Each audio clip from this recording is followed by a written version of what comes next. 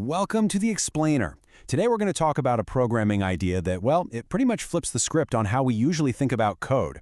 It's called Object-Spatial Programming, or OSP for short. And trust me, it completely changes the game when it comes to how our code interacts with our data. So let's kick things off with a question.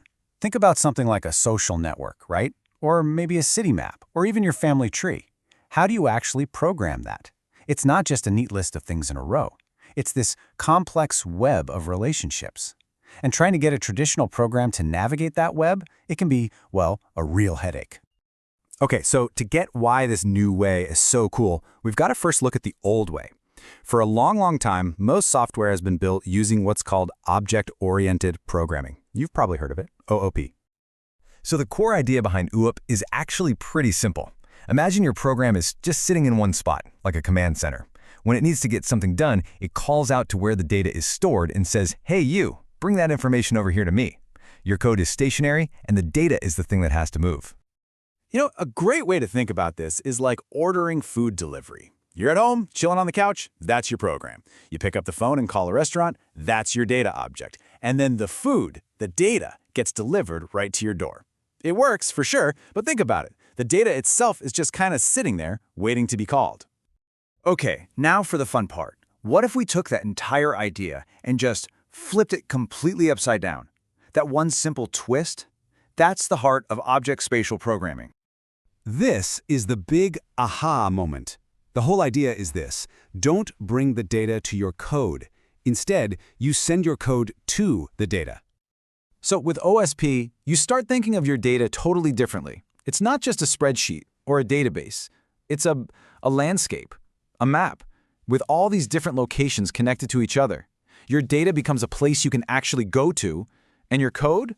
It becomes a traveler, an explorer that moves through this map and gets things done. Let's go back to our food analogy. Instead of ordering delivery and waiting at home, imagine you send a messenger out into the city. This messenger can go from house to house, picking things up, dropping things off, doing tasks at each stop. Your code is now that messenger, the one actively moving around. It's so much more direct, right? And that really sums up the whole difference. With traditional OOP, you bring the data to the code. With OSP, you send the code to the data. It's the difference between being a couch potato waiting for delivery and being an adventurer out on a journey. Okay, so this sounds cool, but how does it actually work? Well, OSP is built on three really simple but super powerful concepts: the three pillars. So here are the building blocks. First, you have nodes. Think of these as the locations on your map, like the houses. Then you've got edges, which are the roads connecting all those houses. And finally, you have walkers. These are your travelers, the bits of code that actually journey across those roads. Let's break that down. A node is basically just a piece of your data. It could be a user profile, a specific product in a store, or a city on a map. It's a destination, a point of interest, a house that holds information. Now, edges are really interesting. They aren't just simple lines connecting two points. In OSP, the connection itself is a thing. It's the relationship. So the road can have its own data.